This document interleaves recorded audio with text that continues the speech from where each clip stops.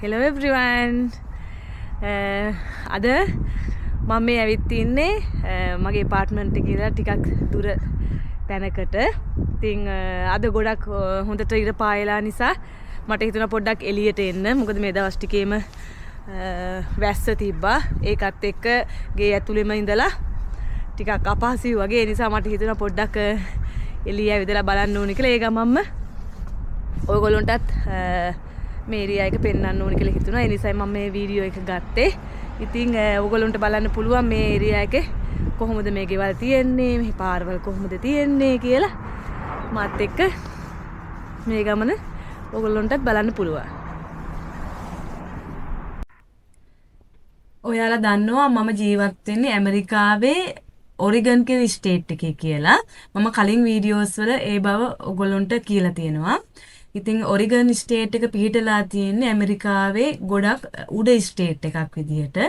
එතකොට අපේ ස්ටේට් එකට උඩින් තියෙන වොෂින්ටන් කියලා ස්ටේට් එකක්, ඊට උඩින් තියෙන කැනඩාව.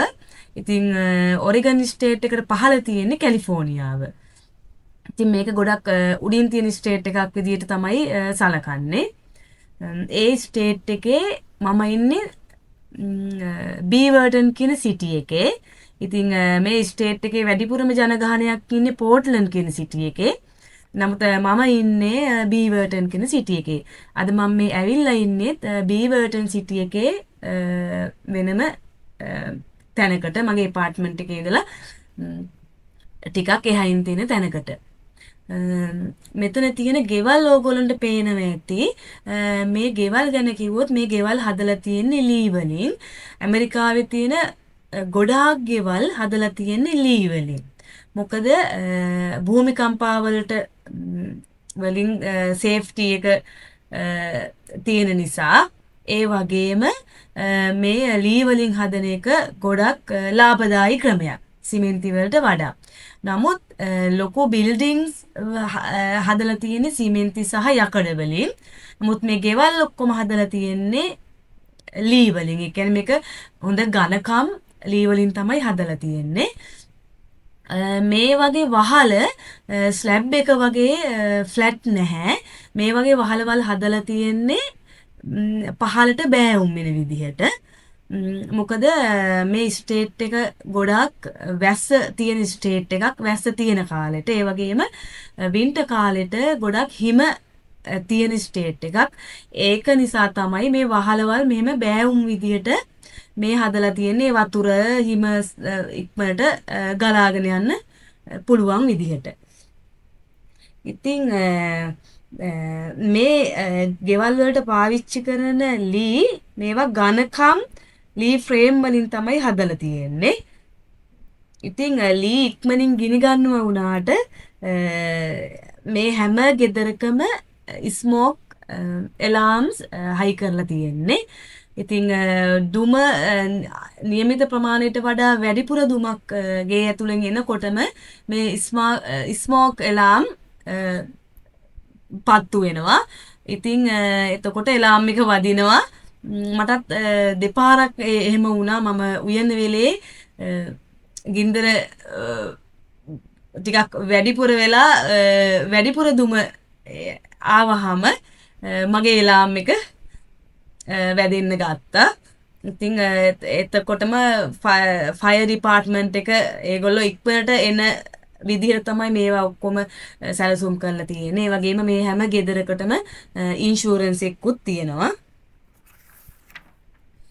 මේ පේන විදිහ ඔයගොල්ලන්ට මේ ගෙවල් මේ සමහර ගෙවල් එක වහලේ ගෙවල් ගොඩාක් තියෙනවා. ඒවා තනි බිත්තිය වෙන් වෙවි තමයි තියෙන්නේ. සමහර ගෙවල් වෙනම තියෙනවා. නමුත් ගොඩාක් ගෙවල් එක වහලේ තමයි මේ ගෙවල් ඔක්කොම හදලා තියෙන්නේ. ඉතින්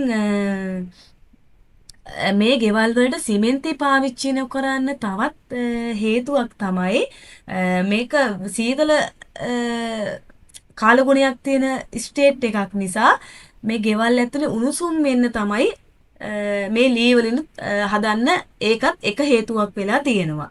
එතකොට අනිත් එක මෙහි ලේබර් කොස්ට් එක ගොඩාක් ගණන්. එතකොට ගෙයක් හදන්න ගියාම ලේබර් කොස්ට් එක ගොඩාක් ගණන්. ඒ නිසා ඒ ලේබර් කොස්ට් එක අඩු කරගන්න විදියටත් මේ ලී වලින් ගෙවල් හදන විදිහ මෙහි සිස්ටම් එක හැදිලා තියෙන්නේ. ඉතින් දැන් මේ ලී වලින් ගෙවල් හදනකොට ගේ ගොඩාක් කල් යන්නේ නැතුව ඉක්මනට ගේ හදලා ඉවර කරන්න පුළුවන්. ඒකත් මේ කොස්ට් එක අඩු කරගන්න පාවිච්චි කරපු තවත් විදිහක් තමයි ඒ.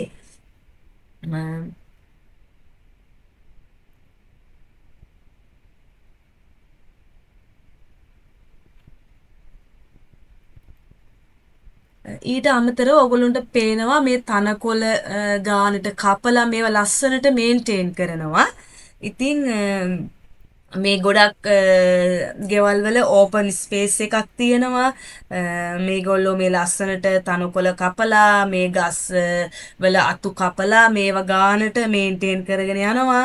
එතකොට සීසන් එක අනුව මිනිස්සු මේ ගෙවල් වල ලුක් එක වෙනස් කරගන්නවා. එතකොට මේ සීසන් එකෙන් සීසන් එකට මේ වගේ බලනකොට මේ තියෙන විදිහ වෙනස් වෙනවා. මම දැන් මේ විදිහට අතුරු පාරකින් මේන් රෝඩ් එකට යන ගමන් මේ ඉන්නේ. මේන් රෝඩ් එක තියෙන්නේ තව පොඩ්ඩක් ඉස්සරහට යන්න ඕනේ. ඉතින් මේ අතුරු පාරක තමයි මේ විදිහට ගෙවල් තියෙන්නේ. මේන් රෝඩ් එකට ගියාම මේන් රෝඩ් එක මොන වගේද කියලා ඕගොල්ලන්ට බලා ගන්න පුළුවන් වෙයි. ලොකුවට ගස් තියෙනවා. ඉතින් නිතරම වාහන යන පාරක් බස් යන්නෙත් ඒ පාරේ මේ මන් දැන් මේ යන පාරේ බස් යන්නේ නැහැ. ඒක මේ ප්‍රයිවට් විහිකල්ස් විතරයි යන්නේ. ඊට පස්සේ දැන් මම යන මේන් රෝඩ් එකට ගියාම මේන් රෝඩ් එකේ බස් යනවා විනාඩි 15න් 15ට වගේ ඒ රෝඩ් එකේ බස් යනවා. ඉතින් ගමනක් යන්න ගියාම ඒ පාර තමයි ගිහින් බස් එක ගන්න ඕනේ. ඉතින් මේ විදිහට මම මේන් රෝඩ් එකට යනවා.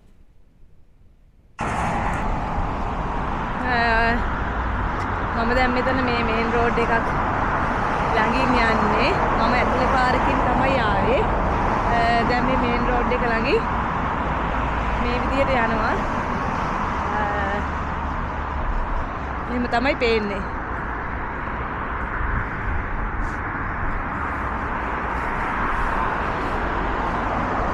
විතර බස් හෝල්ට් එක තියෙනවා. බස් එකක් කෙනක ඉන්නත් පුළුවන්. ඉතින් අද මම බස් එක යන තරම් දුර යන්නේ නැහැ. මේ විදියට මම යනවා.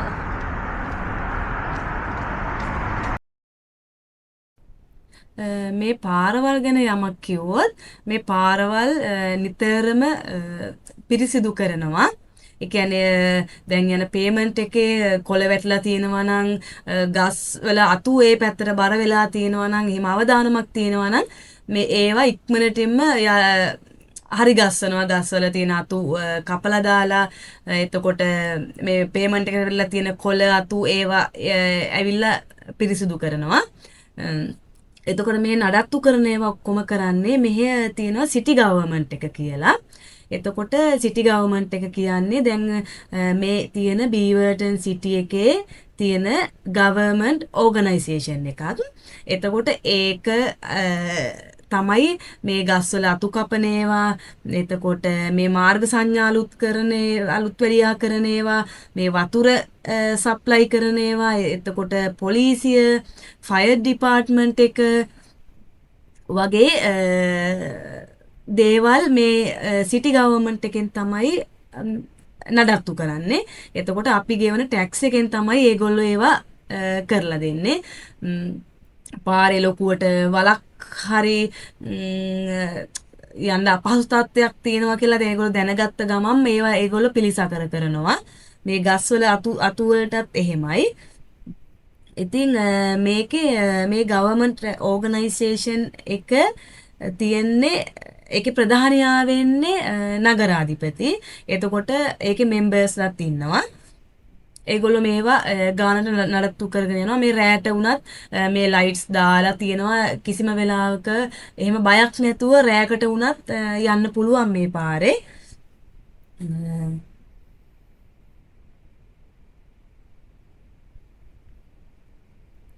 මෙතන මම පාර එහා පැත්තට යන්න පාර පනින්න බලාගෙන ඉන්නේ. ඉතින් ඔන්න බයිසිකලයක් යනවා මාව පාස් කරගෙන මම පාර පැනලා එහා පැත්තට ගිහින් ඒ පැත්තේ මොනවද තියෙන්නේ කොහොමද ගෙවල් පිහිටලා තියෙන්නේ ගස් මොන වගේද කියන එක මම ඕගොල්ලන්ට කියන්නම්. මේ වැස්සා මම එන්න පැය දෙකකට කලින් වගේ වැස්සා වැහැලා හොඳටම අවුව පෑවුවා. ඒ අතරේ තමයි මම ආවේ.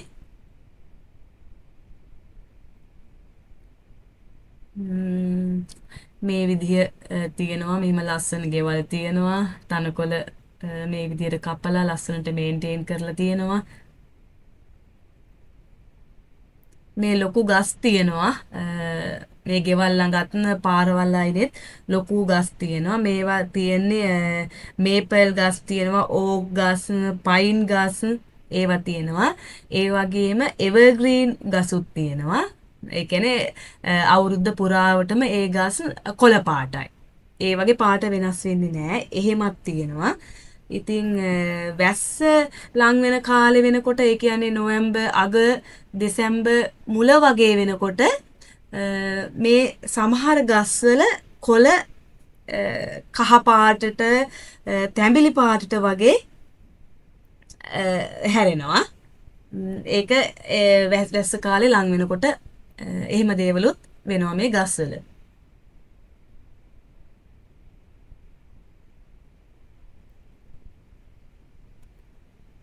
ඉතින් දැන් මේ දවස්වල මේ වින්ටර් සීසන් එක නිසා මේ ගස්වල ගොඩක් ගස්වල කොළ හැලිලා තියෙන්නේ.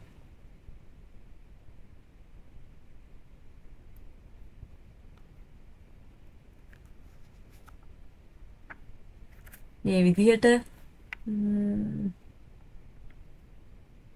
මම බලාගෙන යනවා මෙතනත් මේ අතුරු පාරක තමයි මම යන්නේ මේ පාරේ බස් වැඩ කරන්නේ නැහැ එතකොට ඔයගොල්ලන්ට පේනවා ඇති මේ ගෙවල් වල තාප්ප ගහලා ඒගොල්ලෝ වෙන් කරගෙන නැහැ බොහොම ඕපන් ඒරියා එකක් තියෙන මේ ළඟ ගෙවල් තිබ්බට අනික් අයට ඩිස්ටර්බ් වෙන විදිහට මේගොල්ලෝ එහෙම වැඩ කරන්නේ නැහැ. තමන්ගේ පාටියක් වුණත් ඒක අනික් අය ඩිස්ටර්බ් නොවන විදිහට තියෙන ගොඩක් වෙලාවට මේගොල්ලෝ ඒ වෙනුවෙන් තියෙන පාටියක් නම් ඒ වෙනුවෙන් තියෙන තැනකට ගිහින් තමයි පාටි එක සෙලිබ්‍රේට් කරන්නේ.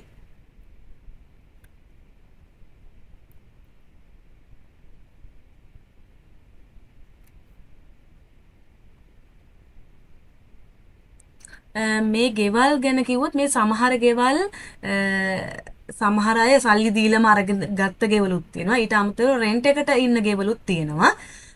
දැන් මෙහෙ රෙන්ට් එකට ගෙයක් ගන්නවා නම් අපි 1 month ඩිපොසිට් එකක් තියන්න ඕනේ. ඉතින් මෙහෙ තියෙන ලොකුම වියදම තමයි apartment හරි ගෙවල් හරි ගොඩක් ගණන්.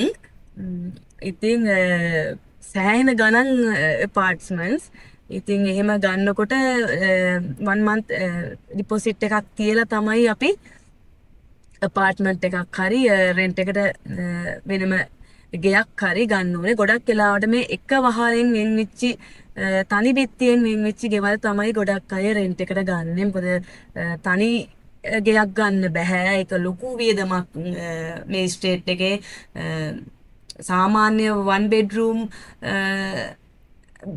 සහ 1 bathroom තියෙන ගෙයක් වුණත් ලක්ෂ 7ක් 8ක් වෙනවා ඇමරිකන් ඩොලර් ලක්ෂ 7ක් 8ක් වෙනවා. ඉතින් ඒක ලොකු ගාණක්. ඒ නිසා ගොඩක් අය කරන්නේ රෙන්ට් එකට ඉන්න දේ තමයි ඉතින් කරන්නේ. මොකද මේ ස්ටේට් එකේ රෙන්ට් එක සෑහෙන්න වැඩි. ඉතින් මේ විදිහට ගෙවල් වල මේ විදිහටත් සමහර අය මේ ගෙවල් හදාගෙන තියෙනවා. නමුත් අර ලොකුවට සිමෙන්ති බැමි දාලා එහෙම ගෙවල් මෙහෙ නැහැ. ඒගොල්ලෝ තමන්ගේ ඒ ගාඩන් එක ලස්සනට මේන්ටේන් කරනවා. ඒවා තමන් අපි කරගන්න ඕනේ. නමුත් පොදුවේ තියෙන තනකොළ තියෙන ඒරියා ඒවා ඔක්කොම මේ සිටි ගවර්න්මන්ට් එකෙන් ඒගොල්ලෝ නඩත්තු කරනවා.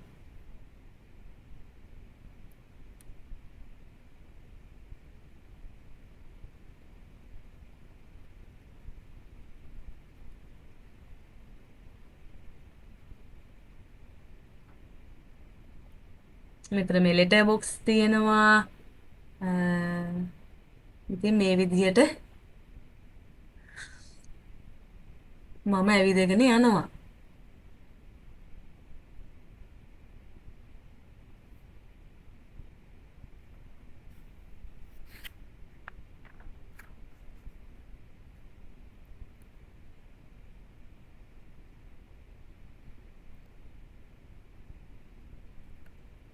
දැන් මේ වින්ටර් සීසන් එක නිසා තමයි මෙහෙම පරිසරයක් දක්නට තියෙන්නේ. නමුත් දැන් ඊට පස්සේ සමර් එක එනවා, ඕටම් ඒ සීසන් එනකොට මේ පරිසරය හාත්පසින්ම වෙනස් වෙනවා. ඉතින් ඒක හරියට මම ආපහු වීඩියෝ එකක් ගේන්නම් ඕගොල්ලන්ට. ඒ වෙනකොට කොහොමද මේ පරිසරයේ ගෙවල් එහෙම තියෙන විදිය පෙන්වන්න.